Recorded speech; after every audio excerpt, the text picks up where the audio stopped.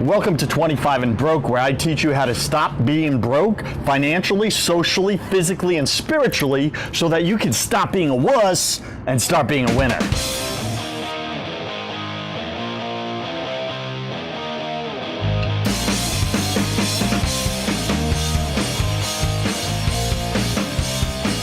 Today we're discussing how everyone is insecure. Right? It's a bold statement. It's a matter-of-fact statement. Everyone is insecure in some way. That is my belief. When I was in my super early 20s, I was one of the most insecure guys you would ever meet. I was shy. I was somewhat introverted, even though I portrayed that I was this extrovert. But deep down, I was scared, I was insecure, I was just broken, right? And I'm always trying to put up this opposite facade of who I actually was deep down. And that's something I find all the time, especially in business. I see these folks that come in with these big, massive egos and everything, and they are normally, the guy who has the biggest ego in the room normally has the smallest confidence in the room. That's my belief. And, they portray the opposite, right? So when you think about that, I think of like, those small little purse dogs, like Chihuahuas, right? Or those little yap, yap, yap, yap, yap barking dogs that these women have. I really don't like those dogs, first off. But those dogs, why are they so yappy? Why are they so loud, so aggressive? You look at it and you kind of laugh at this thing and you're like, dude, it's like, I will step on you. You're barking at me, you're trying to bite at my heels and everything. Why is this dog doing this? Because it's so small and it's trying to overcompensate, right? It's trying to show how tough it is and flare and peacock and so that you don't come in and attack it. But if you ever notice with these smaller dogs, if you do step in its direction or come at it or grab it by the collar or whatever, the thing just scurries off and whimpers and runs. And, well, that's how most people are as well, I think.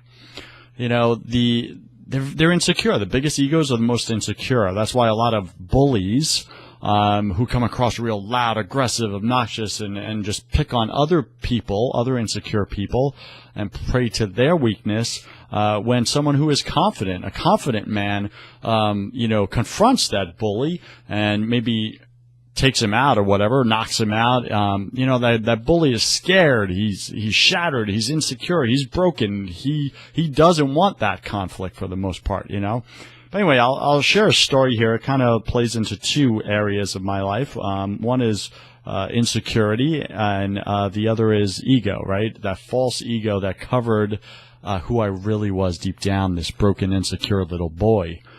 And this was in business. We had a meeting with my team, and we're looking at properties, and we're meeting with landlords, and we finally scheduled this one meeting with a landlord. It was a husband and wife team, and it was 2 weeks out. And we scheduled it. We finally got it booked, done and done. So the day of, we planned everything except the route. Well, actually, no, we planned the drive, and so we knew exactly how long it was going to take and everything. But we get on the road, my team and I in the car, and we start driving. I'm the driver, and there's construction, right? That's the day they pick to do like this massive construction on the streets or whatever. So all the main roads are blocked, and it's just like I can't get through, and I'm watching my watch just tick tock. And we had left way ahead of time, and all of a sudden the time is creeping up on us, and I did not want to be late. Bad impression, first impression for an investor. So I end up like cutting through traffic, and I take side roads, and I get there. And we're actually 5 minutes early. And I was just so relieved. So we walk in, kind of like I'm sweating a little bit. I just have high anxiety. I was nervous to begin with. Now I'm a little more nervous. So I go in there, and we say, yes, so-and-so to meet so-and-so. And the receptionist says, yes, they're not here yet, but they should be here shortly. Okay, no problem. So we sit down. We wait for 5 minutes to the appropriate time. The time comes and goes that we were meant to meet with them. We wait another 5 minutes, still not there. We wait another 10 minutes, they're still not there. We wait, it was a total of 15 minutes. So they're 15 minutes late. The husband and wife walks in, kind of just strutting. The wife is really gracious. She's like, I'm so sorry that we're late. She shakes our hands, introduces herself. And the husband, he's on his phone, and he just kind of like walks past us, and I introduce myself. I'm like, "Hi, I'm Joseph," and he kind of sticks out his hand without even looking up and goes, "Yeah, how you doing?" Like that, and kind of more focused on his phone. So we walk in the boardroom, we sit down, we meet with their people, whatever, it's the husband and wife, and I do the pitch. So I'm the guy pitching. So I stand up and I present, here's our business, here's our everything.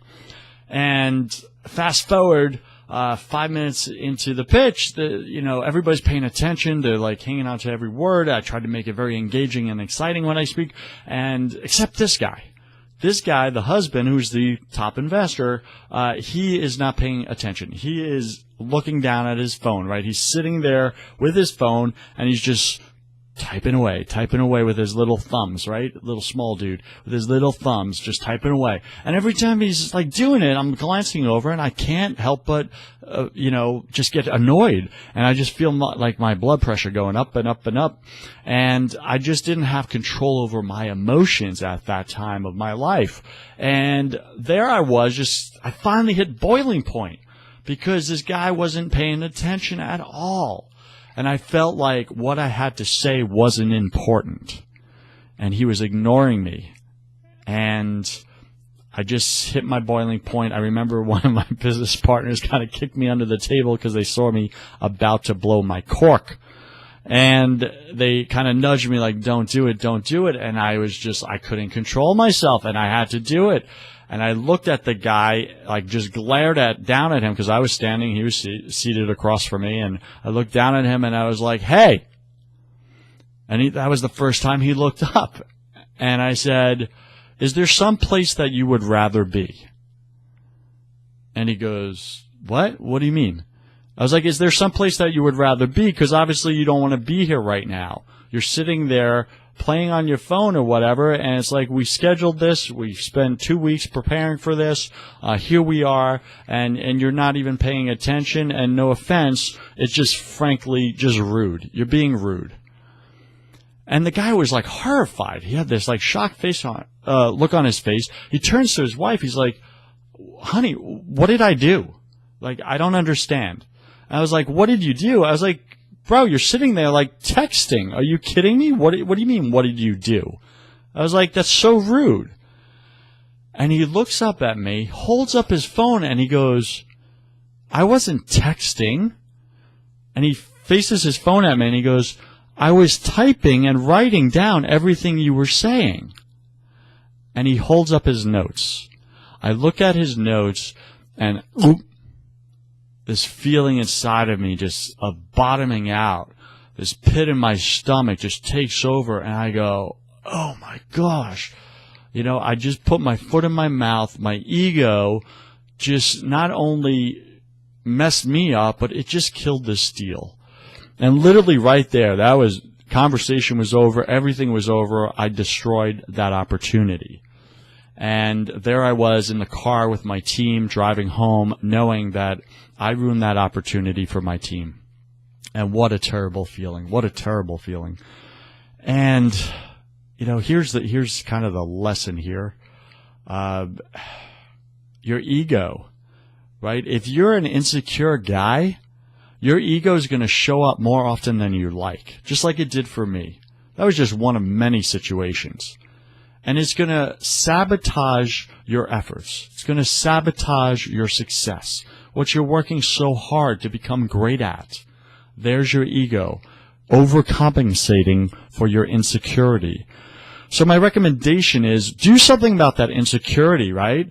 Do whatever it takes. Start working on yourself. You're going to hear me talking about that all the time, right? To become the boldest version of yourself, you have to first become the better version of yourself, which means doing internal work. Right? Maybe you need counseling from childhood issues. Maybe you need Tony Robbins or something like that, some motivation to help re-scratch the way your subconscious plays. And I was insecure, and I literally grew up with that childhood belief system that what I had to say didn't matter. So that's what was running in the background as this guy is sitting there writing notes on every word I'm saying. And I'm believing and creating my own belief versus reality that what I have to say doesn't matter to this individual. And I sabotaged that opportunity for us. So that was a terrible situation. So I would say here the lesson is be patient with others. because you rarely have all the facts. You have no idea what's going on in their life, what's going on in their mind, and what's going on in their heart.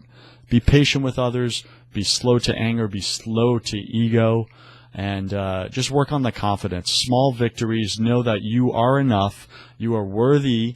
And that great things are ahead. So with that, I'm going to close. I am Joseph Warren, and you were made for greatness. So stop being a wuss and start being a winner. See you tomorrow. Peace.